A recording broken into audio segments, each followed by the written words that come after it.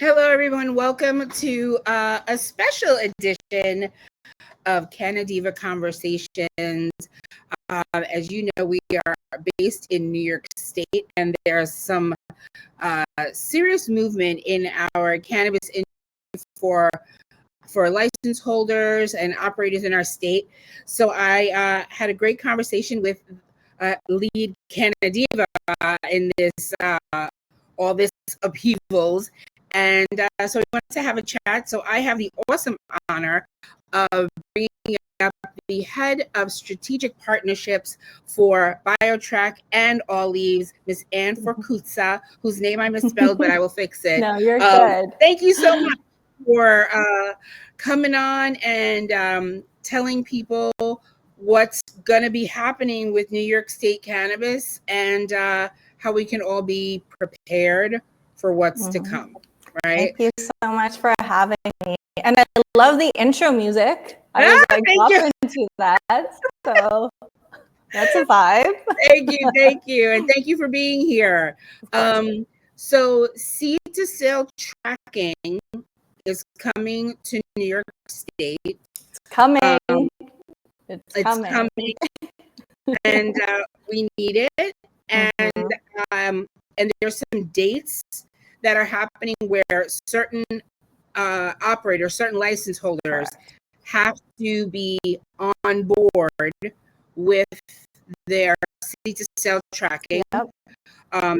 And can you just explain, like, introduce yourself, please, and what does that mean for operators and license holders in the state? Yeah, absolutely. So again, thanks for having me. And with Biotrack, looking after the New York market, everyone, the team at Biotrack has been extremely busy working around the clock, trying to make sure that all of our licensees are properly supported as we gear up for seed to sale.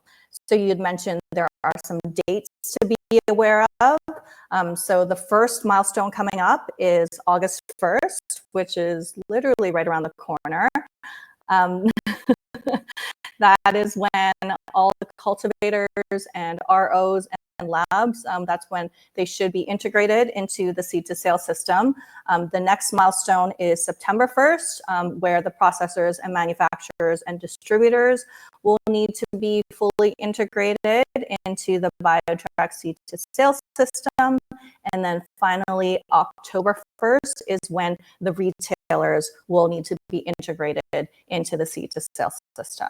So lots of exciting stuff going on. We all have heard that inversion's been an issue, and having the seed to sale system fully rolled out will absolutely help combat that. And I know, like, of seed to sale tracking in like so many other industries, but in cannabis, I mean, a lot of people don't think of it. And what does it really mean? Like, in the simplest sense, is we are going to be able to track and trace, right? Yeah. From the seed to the time it goes out the door in whatever form it goes out the door in, which in and itself is pretty wild. Yes. Right? I understand, like, can you explain some of the benefits of why moving to this system is good for this industry? Yeah, absolutely. So the seed to sale system, sometimes it's also called a track and trace system, and it does exactly that, where we're essentially tracking all the main components that happen from seed to sale. So for example, every time a plant, like all the plants that are grown, they will need to be appropriately tagged when that plant gets harvested and they get converted into pre-rolls or pre-packs. Like, that piece needs to get tracked so you know this specific pre-pack came from this specific, if you have a bunch of pre-packs and pre-rolls and they get distributed, maybe they get transferred to a distribution warehouse, or they get transferred to a location or a dispensary, all those little actions that will be automatically tracked through the Biotrack seed to sale system. And in addition to that, from the retailer standpoint, and dispensary sales reports that need to get manually uploaded and sent to the OCM, eventually that will hopefully be going away once things settle a bit. But what that means is that when dispensaries are integrated into the seed to sale system, every single sale is tracked and that action gets sent to the seed to sale system. And every time an inventory is adjusted, and the reason why, all those items get tracked as well. So it's just really like tighter controls, and then the state will be able to see from a high level everything that is going on in the industry, and be able to report on that. And with this also, we've had a few recalls in the state, you know.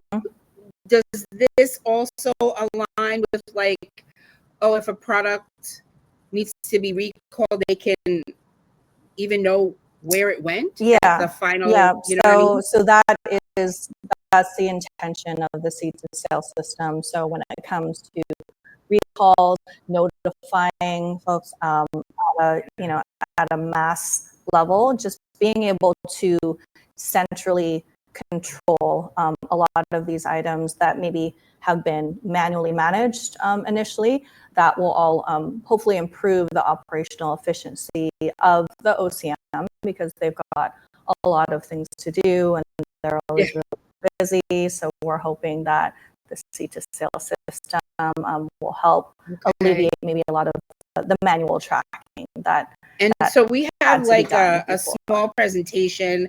It's not small. I looked at it, but you said you could do it because you this is your thing. So we're gonna like show it, go through it, and then I'm sure I'll have some questions.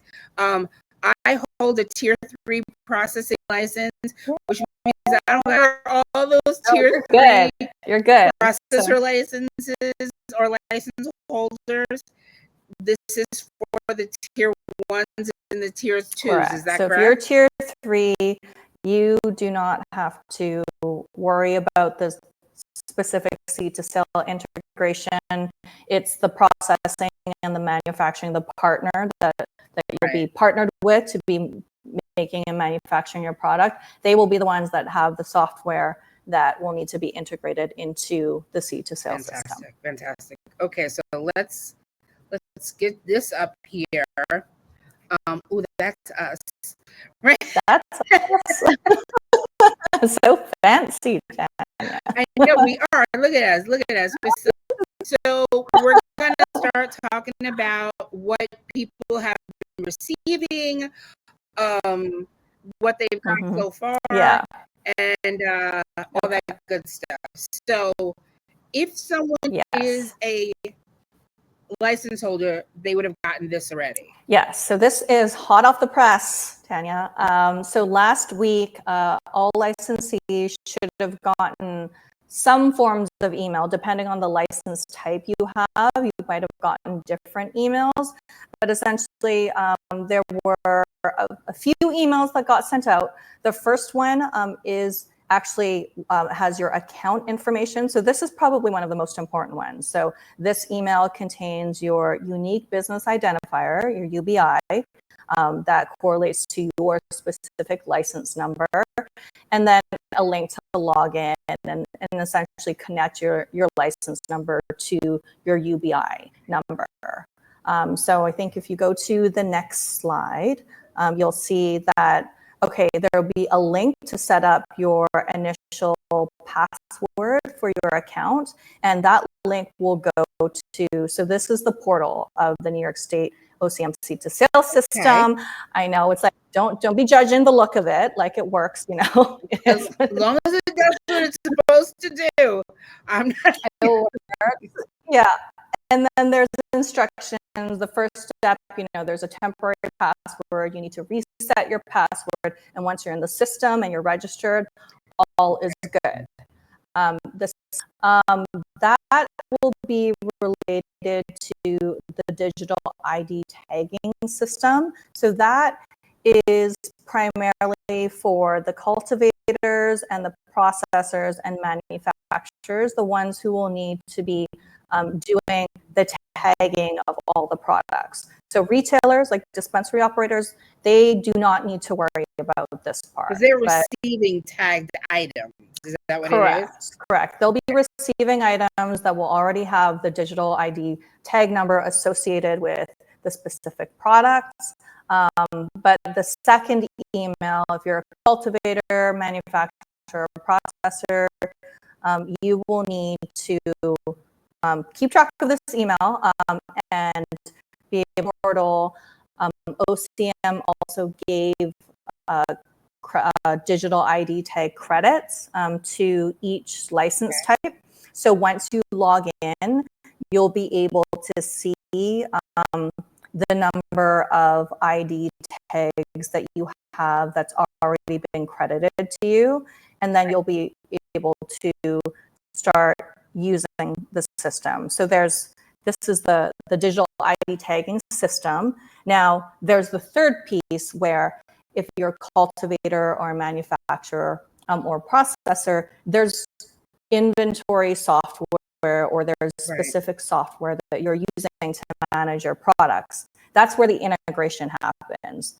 So depending on who your third-party software provider is, they will have steps on how to essentially hook all these systems together. Like they work their magic behind the scenes. They'll probably need your UBI number. You'll probably need to log in and authenticate them to connect everything together. And once that is all connected, then those digital ID tags, they should start showing up on your software system. Are they physical tags? So these are so the tags in this digital tagging system. Think of them as barcodes. Really, I think the term tags, people are thinking physical tags. I feel silly asking. Yeah. But think of them either as barcodes or even the QR codes. It's just 16 digits. Got it. We're making it sound a lot fancier than it really is. It really is just 16 digits. And how you choose to populate the 16 digits, whether or not you want it in a barcode format or possibly a QR code format, as long as it scans, right? Yeah. So with the digital component, that does give brands the flexibility on how they want the digital ID number represented. So whether or not it's a barcode or some other code, as long as it scans and that number is associated with that specific product, that's really up to them. Okay, cool. Yeah. And then I put this slide in there. There's a lot of words, but what this is that we've also had some questions on, so all these emails are going out and we're getting some feedback that, I didn't receive the email. So this part's also really important. So the email address that all these emails were sent to is the primary email address that was captured in the Office of Cannabis Management's central licensing system. So sometimes during that process, it might have been your lawyer or your licensing consultant that helped you with your application. Maybe it's their email address that is associated with that, and that might need to change. And the way to change that is to contact OCM. They have a survey. So there's a link to the survey. And then I can send you all these links, Tanya. And then I was going to say, and I'll put them in our notes. Absolutely. But here's a screenshot on the right where if you need to change your contact information, that's the way to do that. And then that will update OCM for your most updated contact list. And then you should start receiving those emails. would it be like the email that you applied with for the most part?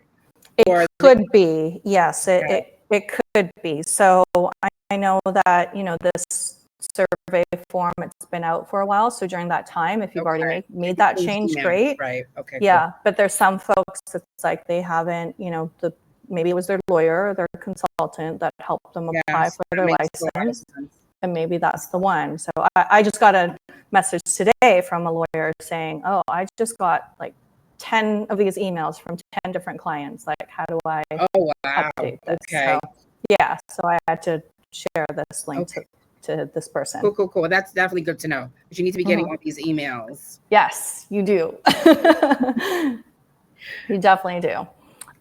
Okay, so here, I mean, we can take a step back. Like we did talk a little bit about this already, but just again, to over communicate, really Biotrack is New York's official seed to sale system. And all this really means is that we are able, through software, to track the entire life cycle of the plant from harvest, processing, packaging, lab testing, and then finally to the sale of the product. And the digital ID number we were talking about before, it is really through that digital ID number. Okay. Yeah, and that's really the main thing. That's I'm familiar because Biotrack, if I'm not mistaken, correct me if I'm wrong, for the medical program, Biotrack was used for medical. I don't know if it still is. I'm not on that side of it, but I remember like pre-adult use, Biotrack was the system that was used for medical cannabis. Is it still that way? Yes, that is correct. Okay, cool. All right. The flows and the processes are a little bit different, but yes, that is correct. Biotrack is on the medical side as well. Okay, so this just talks a little bit more about the actual seed to sale system information. And what this means is that whatever software, if you are a licensee, whatever software you are using, it needs to be able to operate and report activity in real time. So what that means is that no using spreadsheets, no using pen and paper, no using anything that is just, a document that you're keeping track of, but it doesn't have the ability to report out all your actions in real time. And there's, specific cannabis related software that does help you do that. So it just means you need to be using a cannabis specific software solution that has the ability to operate and report in real time. We also recommend a hardwire connection. As you know that there's certain like rural areas, maybe like in concrete buildings, or Wi-Fi is not as strong. So we always recommend hardwired. Yeah. And my son is an amateur gamer, and I have to hardwire my child because if God forbid there's a blip and he loses something. So if my 17-year-old son has to hardwire, I would imagine that this would need to be hardwired as well. That makes a lot of sense. Yeah, okay, cool. Exactly. And then also like the stuff on the bottom there, it's like you want, tech is hard, right? There's going to be blips here and there. Just even like the largest software companies, they have blips here and there. So you always want to make sure that whatever software provider you're using has backups and fail safe. So like if those blips happen, they have some sort of syncing or validation functionality, so you can keep operating if there are delays, or maybe the connection with your software provider and seed to sale system is down. There's also the ability to queue transactions locally. So what that means is, it's almost like if you're on a plane and you're sending email and your phone is in airplane mode, it might still let you send the email, but it won't, like you can hit send, it does it, but it's just like queuing in the background. And it's not until you reconnect to Wi-Fi or your data that it actually sends everything out. So you want to look out for software that lets you do that as well. And that's what we recommend, because disruptions in tech will happen here and there. You just want to be prepared. And these other providers have to integrate with, like, everyone who has their own tracking system needs to integrate with Biotrack.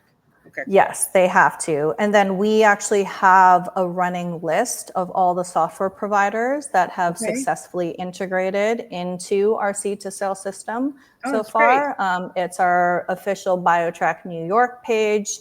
That list is constantly being updated as more and more software vendors get completed with their integration.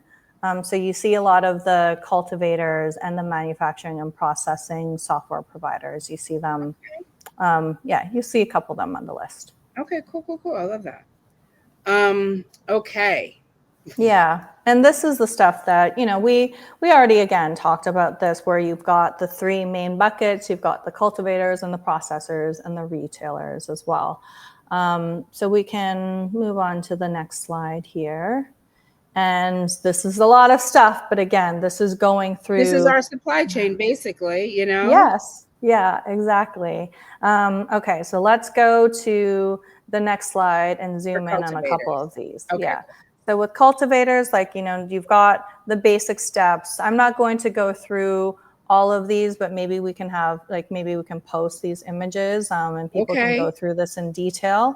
But essentially, you create the strain. It goes through the whole process until it's ready to get harvested. And when a plant is ready to be harvested, it needs to be dried and cured into flour. Otherwise, you can do a partial harvest, and there's like the wet flour component, and then you've got your other materials, and that can be transferred into keef or just like the other plant materials. Sure. Of course, there's going to be parts of the plant that will be waste, and that needs to also be you need to get rid of that in a compliant manner as well. And then from there, you need to test your product. So you need to create a QA lab sample and send that to the lab, and then create a specific manifest to track that and make sure that that sample gets sent to the lab in a compliant manner as well. Okay. Yeah. And this is basically from seed to out the door. Yes. Okay. Right. That's correct. So once it's out the door, let's go through one flow first, from the plant, if it needs to be processed, either processed and packed in pre-packs, or maybe it's converted. It needs to get converted into distillate or rosin or resin. Maybe you're making edibles or beverages from it. Like that is in the whole processing part of the supply chain. And, we go through similar components. So once the plant and once the product is converted into a finished good and ready to be sold, again, it needs to be tested. So we have to, in New York, you have to test it again. And once it passes test, then you can, and you start getting orders from dispensaries, then you will be able to create an invoice and start initiating that delivery. So whether or not it gets delivered to another distribution facility or delivered right to the store, that depending on what your flow is. Yes. And that your licenses, because some processors are also distributors. You may need an outside distributor. Okay, cool. Next one. Right. Yep. Let's go to the next one. So this is just the QA testing component. So both in the cultivator and the processor part of the supply chain, both groups need to send items out for testing. And so in the QA testing lab, they accept the QA sample, they complete the QA testing. So whether or not that's a sample, a pass or a fail. And from there, that they produce the COA, so the official certificate of analysis. And that is the certificate that does stay with the product. You'll see there's again, a QR code where you can scan that item, and that item should it should take you to the COA. I've been lucky. I've been lucky lately where I've been, I check my COAs. So Good. I have been lucky to be able to, I haven't had any issues in the last few months. So that's been good.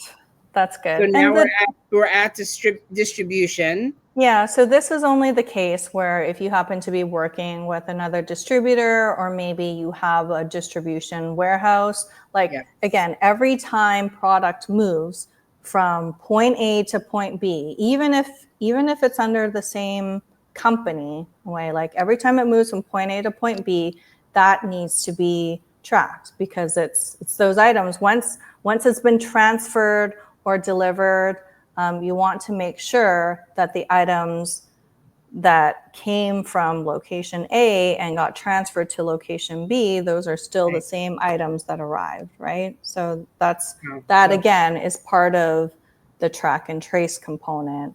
And we have mechanisms like for all this tracking to prevent things like inversion from happening. Cool. Very cool. Next one. Yes. And finally, you get to the retail side, right? So on the retail side, the dispensary, they receive the inventory, they sell the inventory. If there's, maybe things, if there's items that get refunded, they need to be appropriately tracked and either put in a vault. That piece also needs to get recorded as well too. Otherwise, it's pretty much, it's almost business as usual on the retail side. Yeah. Okay. Yeah, so this shows all the different inventory phases. The piece to remember is, if you want to go to the next slide, actually, the final stage. So the final stage there, the list of all those items, that is the same categories that the OCM is going to be using to tracking all the category types of the products. So what we recommend here is that, even as a retailer or if you're a licensee, there's probably different product categories that you have. Now, you don't need to name them the exact way, but this is just good to know for reference. So you've got a point of reference, and you know that, okay, these are the categories that the OCM is using. And you probably want to have those match as closely as possible from a mapping standpoint. Do you know what mixed cannabis is? Usable mixed cannabis.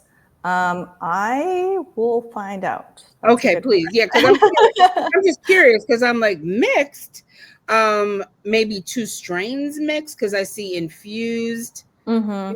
They did try to make it as generic as possible. Yeah. So we didn't have to keep adding different categories. I guess an edible is consumable solid infused cannabis? Yes. Wow. Very, very sterile sounding, but okay.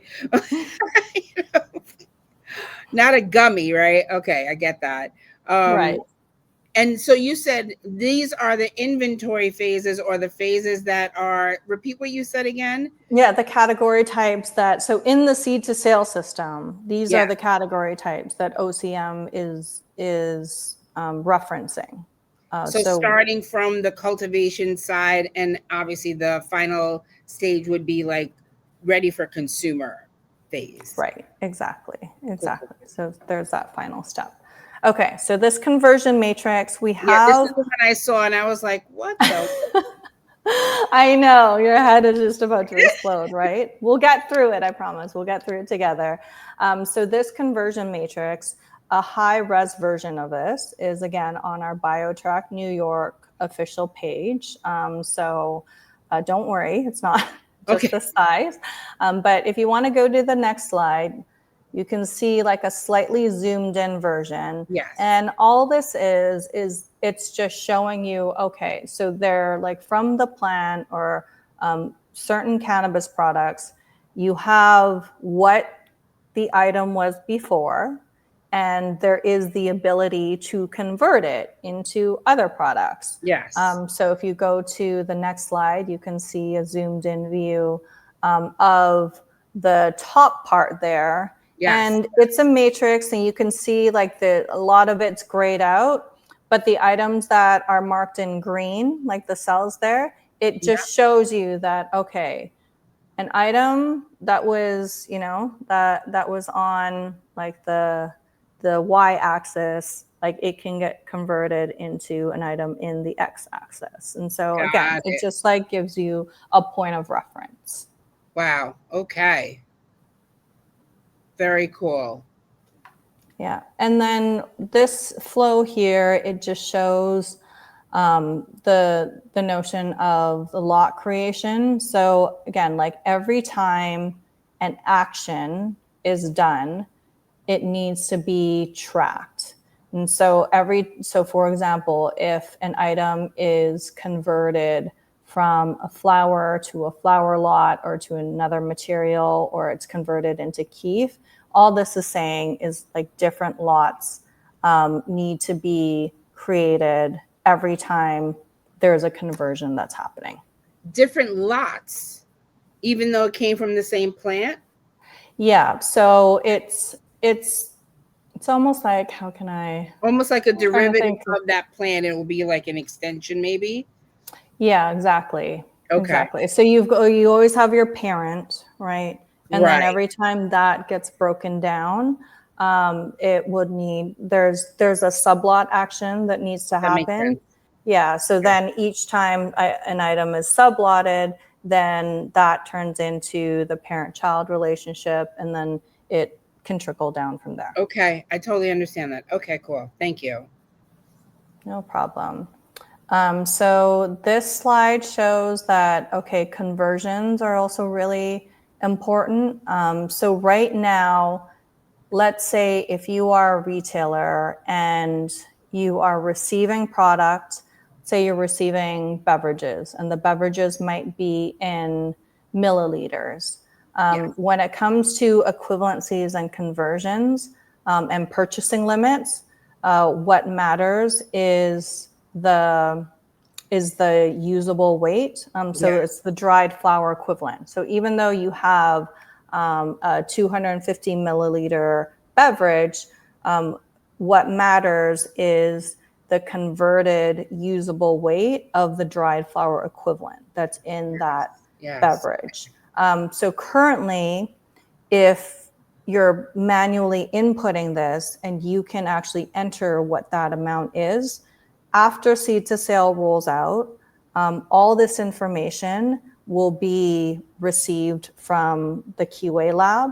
So whatever the lab tested, that is going to be the usable weight that will be tracked and being viewed in your system. So this slide is just showing that, you know, moving forward, once seed to sale rolls out, you will not be able to edit that information. It's already getting, it will be integrated and pulled in from the labs in real time. Is that in a way less work for? Yes. Okay. Yes. Because if I don't have to go back and enter it in my, you know, former spreadsheet, because it's the inputs coming in from the labs. Right. Okay. Yes. Yeah. Okay. So it is less work. It is, I mean, New York's purchasing limits are so, you know, it's large quantity. So we don't really have to worry about exceeding the purchasing limits, or it's like very low risk to exceed that. So this basically says, and this is just my brain saying, if I buy a beverage, yes, it may be a 10-ounce beverage or use milliliters. I'm like, are you Canadian? But like, where's that milliliter thing? But like, oh yes, I am Canadian. Sorry, what do you have? Ounces? You use milliliters and I would use ounces. Oh, you know, ounce, okay. It's like, you must be Canadian. So if I buy a 10-ounce beverage or an 8-ounce beverage, it's what it equivalates.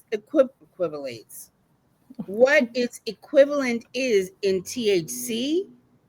In THC dried flower equivalent in grams. Okay. Wow, Yeah. wow. Interesting.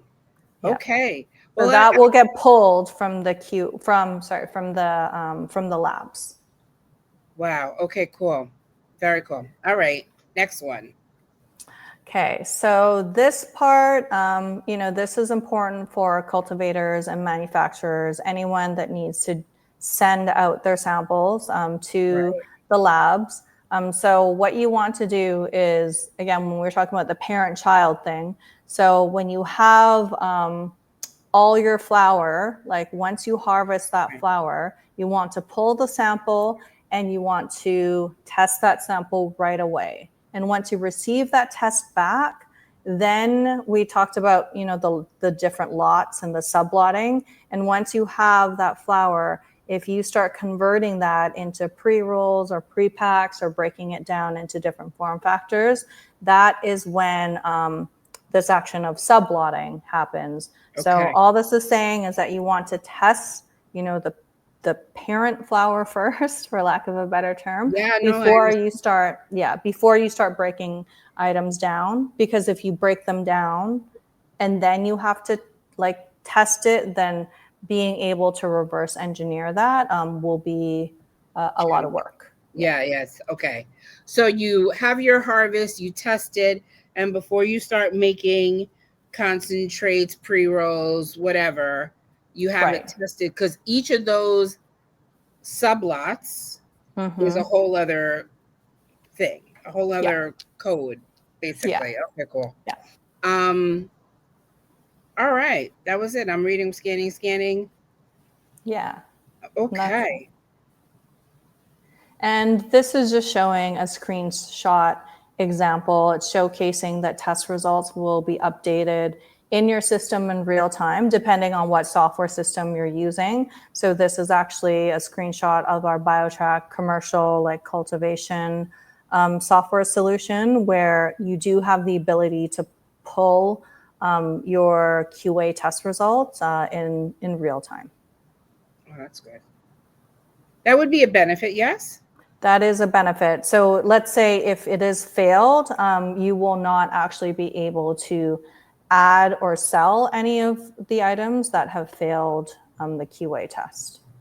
Wow. Okay. So right now, all these checks and balances aren't happening automatically, right? Like if you think about it, if you do have someone who, maybe they didn't realize that they failed their QA test and they're sending out flower anyways, that's when the recalls happen after the fact too. Yeah. Okay. So being able to catch this right away and automate that and bringing that to light, then you have the ability to make those changes and retest it right at the beginning, and you can find out And it right says away. only past QA status will be able to be added to a manifest. So you won't even be able to attempt to key it into.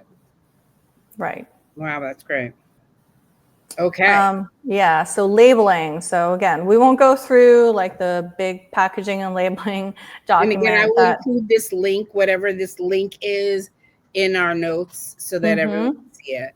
Yeah, the one thing that, we've heard a lot of folks talking about is that, there's beverages, like right now, you might have, if you are a dispensary operator and you are buying beverages, maybe they come in 4-packs. Yes. But once you buy it in a 4-pack, you want to break it out into singles and sell them as singles. So once seed to sale rolls out, if you want to sell them in singles, that's a different in seed to sale land, that is a different product type. So how you receive the item is the way you have to sell it. So you can't just, if you buy a 4-pack, you need to sell it as a 4-pack. Okay. Yeah. Okay. If you want to buy singles, then that will be so a whoever's selling beverages type needs to have a 4-pack SKU and a single SKU. Is that what you're? Correct. Okay. Correct. Cool. Yeah. And then this is transferring inventory. So essentially when the orders get shipped out. So just really quick, what the process is that an invoice is created and then a manifest is created that's associated with that invoice. And then the delivery actually happens. Okay. So this part is also going to be a little bit different now. So in the past, like as you know, there is a 30-day term as to when dispensary operators need to pay their vendors. Historically, that has been manually reported and manually managed. And so Okay. moving forward, once seed to sale rolls out, that 30-day term will also be automatically tracked. So there is a report that says, okay, you know, have you paid in 30 days? If you haven't paid in 30 days, then there is a report, you know, that is being displayed and that is shared with the OCM. Now, it doesn't necessarily mean that you automatically get, you know, you're put on this like delinquent list. You know, it's on the OCM to figure out what to do with that report. But there will be an automated report that will be tracking that moving forward. Okay. Okay, cool. Yeah. And then, you know, like we've had some brands like when they found this out, like it's been, you know, they've been happy about this because it's always this awkward conversation where it's like, hey, you know, and because I could see it being good for someone who like, okay, they're gonna know that you didn't pay me. yeah, But I could see it as if I'm the one who has to do the paying. I feel like, give me another day or two, you know, if that's the case. But yeah, you said it's not like a reprimanding type situation, more so than an awareness type yeah. situation. I think we just wanted, you know, OCM just wanted ways to automate a bunch of things too. You're not paying through there. You're going to be paying, or you're not paying through Biotrack. You're paying. No, you're paying your vendor like you normally do. Okay. Now the question has come up where it's like, okay, what if what if you're a retailer and you pay your vendor on day 30, but let's say there's like hundreds of other retailers that are also paying on day Right. 30. And so when it comes to your account receivables, it's like, you know, what if you're late saying that, okay, yes, so and so paid. So there are things that, you know, I think that Okay. OCM still needs to work through on like Yes. Yeah. how to confirm that someone needs to be on the delinquent list. But yeah, just to be continued. But for now, Okay. I think the report, having some sort of automated report to then No, look I at. totally dig that. I understand that as, you know, someone who potentially wants to have a product that someone will buy, you know, Yeah, so I exactly. understand that. And Yes. I've also heard where like vendors they're almost scared to report certain retailers that are maybe I get late that. paying Because it because, doesn't make your relationship yeah, feel any better when you're exactly. Exactly. So it's like why you if gonna you're get your money any reporting sooner them, either, you know? yeah, exactly. So we're hoping that maybe having things automated might alleviate some of those awkward conversations and you know people just need to like do business at the end of the day. So Is there an area in here for like samples? Are we gonna cover that? Because I know samples are a big thing in today's industry. Brands give mhm. samples to Mhm. bud tenders or store people, procurement folks. Is I'm assuming that will also have to be tracked, yeah? Yes, that does need to be tracked. What should be happening is that the sample packs that brands are giving out to dispensaries, they should clearly say sample on it. Um, I don't know if I mean, it everyone's could just be doing a little that. sticker. It could just be a Yeah, sticker, you know, that yeah. says Sam, but it would have to fall somewhere in your, because you're not selling that product. You're in essence, Right. So you you know, do need to like if there are samples like that, you know, that again will be a separate product type that you will got not it. be able to sell. So you make a And certain lot for samples if that's the case. Is that right. right? And then that would, you know, that would have a cost of zero. Okay. But again, the sample packs should clearly be marked as samples. Okay. And No, you that's cannot resell fair. them. That's not what you're supposed to do. So I see that. I see yeah. that. I see what you're saying. Okay. Again, because I mean now, like without the sublotting, without the digital ID tags and that tracking, you know, sometimes there are certain brands that are they have like full big cases of items that they're calling samples, but they look very much like the They can be in stores. yeah. Okay.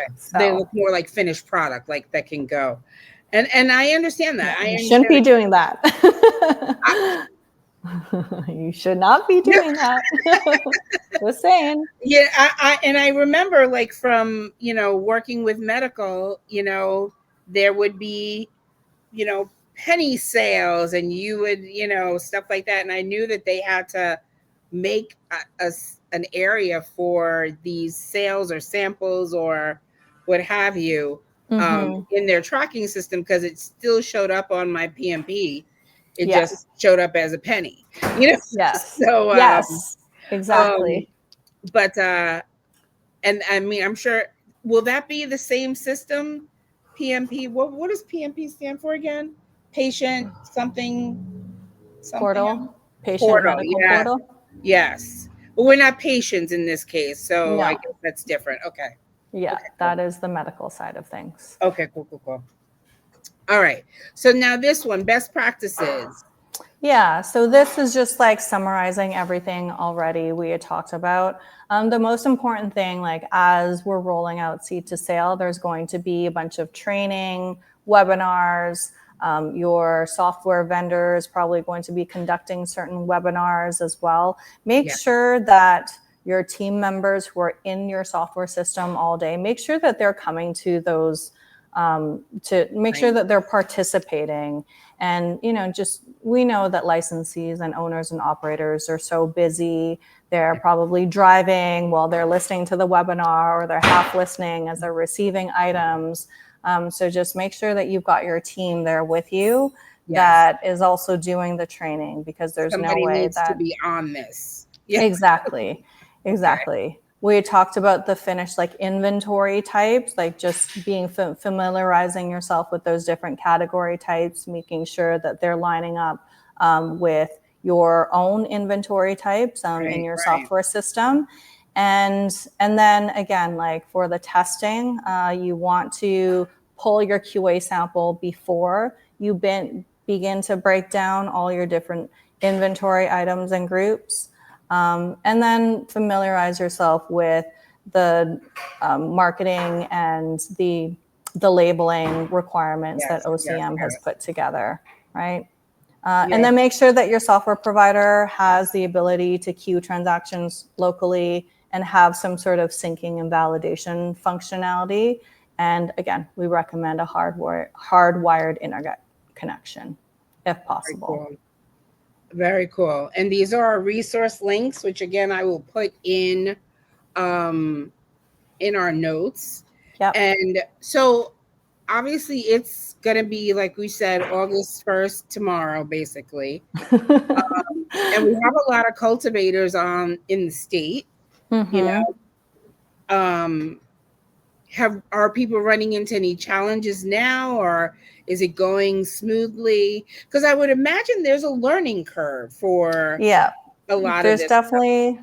There will be a learning curve. I mean, there are some brands and some cultivators who they may have been used to being in other states and other markets. They're used to the seed to sale component, and there are others that haven't, right? So that's why, we're getting out, and it's great having community partners like yourself, like to get the word out there, to say, hey, here are some of the things that you need to start doing and thinking about. A few months ago, we did do a Chip Academy series with the OCM to make sure that, like presenting very similar things that we did today, to just get people thinking about seed to sale and things that they can start doing.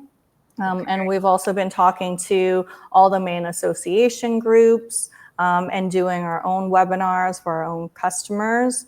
and posting through our social channels every time there's an update, because that's, that is the main way that a lot of people are staying up to date on information these days. Yes, so. yes. And Instagram doesn't love us, but so I had some questions. Let me see if I can find them. Because I think we covered a lot of it. While we were zipping through it. We talked a lot. We talked about, the gap. In fact, I'm going to take this away now because we really don't need it anymore. About the gap between we have really large operators who have staff and team and lots of people, and then you got small cultivators. And has that been the challenge? Are people still needing support? Because I guess it really means like August 1st is very soon. Like, what happens if you're not set up by August 1st? What happens? Well, the deadline, is August 1st. And, I can't speak for OCM, but as Biotrack, we are providing as many resources as possible. If there's anything specific with the software or the integration, or questions about getting your digital ID tags, logging into your digital ID tag system, we have a help email that you can contact us. We've been quite responsive. Our team's been working around the clock answering all the different questions. And then there's also contacting OCM, like anything to do with your license type, or maybe you haven't received those emails yet. There's the survey form to fill out as well. But it's really also there is a lot of information that's coming our way. I know it's, this rollout's been a long time coming, and now it's just coming in fast and furiously, right? And my recommendation is that, you can't do it alone. Definitely talk to other licensees, the association groups, they know how to reach us as well. I'm answering, people will text me around the clock. I'm answering questions around the clock and trying to be there, and be a resource. And you can reach me, and I'll reach out to Anne. Yes, exactly. So Anne, exactly. But my only request is there's a lot of resources out there, right? So 100%. Take the time to read through it. Actually, do your homework too. That would be my one piece of advice is there's all these emails, there's all these webinars happening, there's all these recordings that you haven't taken the time to go through yet. So before you text Tanya or me on where is this? How do I do this? Take the time to go through it, check your email. Check your emails. Make an effort. I'm big too. I get lost with all those emails sometimes, and stuff, slips through the cracks. So sometimes it is just take a breath. It's probably not as bad as you think it is. Another thing I wanted to ask is a lot of these farmers are up in the woods. Where Wi-Fi could be a challenge. Are we prepared for that? Well, I mean, that's why we recommend a hardwired connection, right? And then we do want to be mindful that a lot of these cultivators, they're out on the farm, right? And it's they're not behind an office desk 24 hours a day too. Yeah. So you need to have systems in place for that. And so that's why it's important to be partnering with the right, software provider that has systems. We talked about the queuing, the syncing, validation behind the scenes. So there just needs to be systems in place for that as well. So if you are working with a third party, you have your own POS system or whatever the case may be, what should an operator ask or make sure that their POS system has to make sure that everything's going to be smoothly? You know what I mean? Well, the first step, I would ask their point of sale system, okay, have you integrated into Biotrack, the Biotrack seed to sale system before? Because Biotrack is in other markets. You know, we're in Florida, we're in New Mexico, we're in a bunch of other states and markets, we're international. And I would ask that software provider, have you integrated into Biotrack seed to sale before?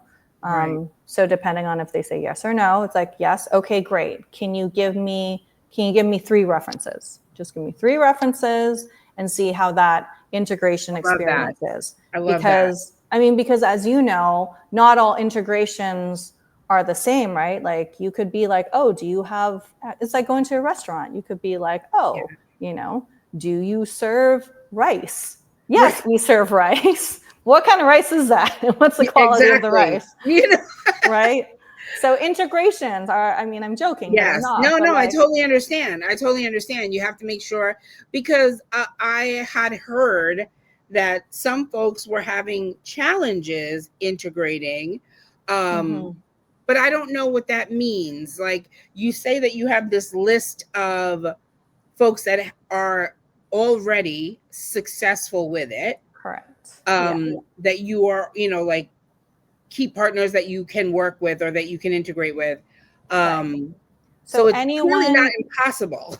Right. So anyone, you know, any software provider can integrate into the Biotrack seed to sale system. There's a documentation there. You need to put in a request in our like developer portal to get the credentials. Love that.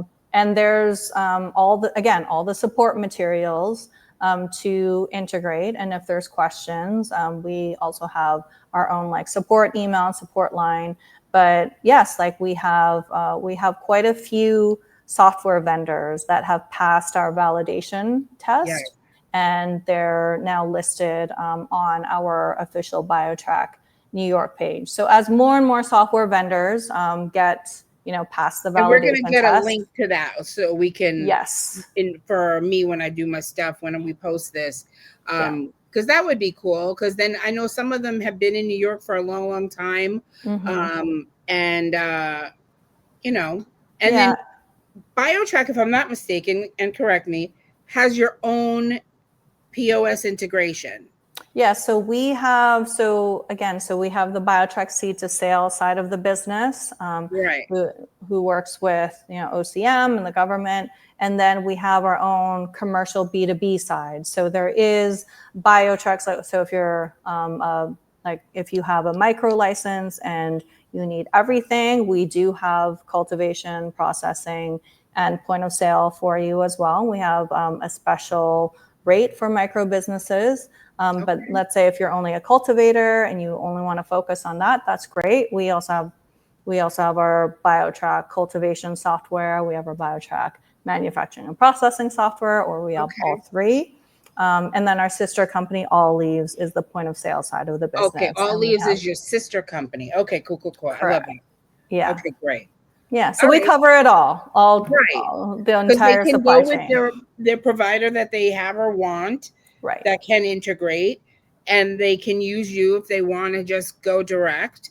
And then the key is, so if you haven't, and I figured out in my brain that cultivators went first because they're the start of the supply chain. They were moving to distributors, manufacturers, and processors. And then, and you said micros are doing it also in this first window? I believe so, yes. I'll need to double check that. But if my memory serves me correctly, let me just, yes, August 1st is also micros. Okay. All right. Well, it's happening. It's happening. I'm excited for it to happen. We've run into challenges that would not have happened had we already been on, but you can't go back. Here we are. And I know for a lot of people, I would imagine farmers in particular, or people who just been, you know, doing their thing, this is going to seem like a lot. I can imagine it's going to feel like a lot. And would you say that like once the front end is in, it flows? Like I know there's Mm-hmm. always going to be an initial hiccup. Just remember Right. when we hiccuped from everything. Right. Y2K, we made it through Y2K.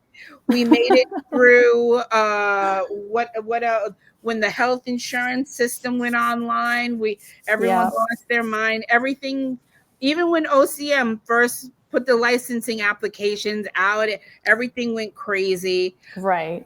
Everything will work out. Yes. So everything will work out. And we've done this before. We've done this in other markets before. We've done this in other states before, right? So we know what to expect.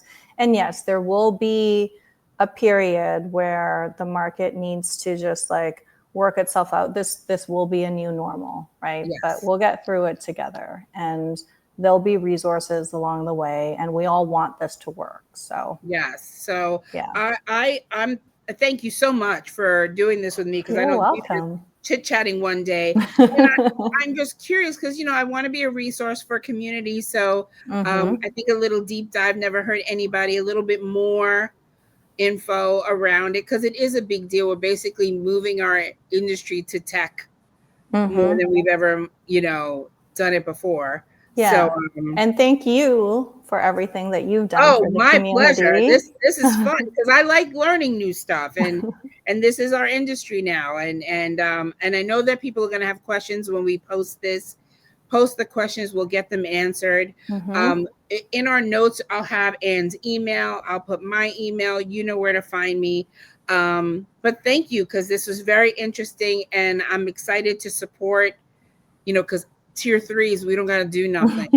So we got to do something, but when it comes to seed to sale, we will support our tier 1 and tier 2 brothers and sisters, and I'm excited to see how where this takes us. So sit back once we're done, and we'll chat a little bit more. But I'm going to end our recording. Okay. Thank you again for being here, and thank you for joining this episode of CannaDiva Conversations. We'll see you next week. Bye.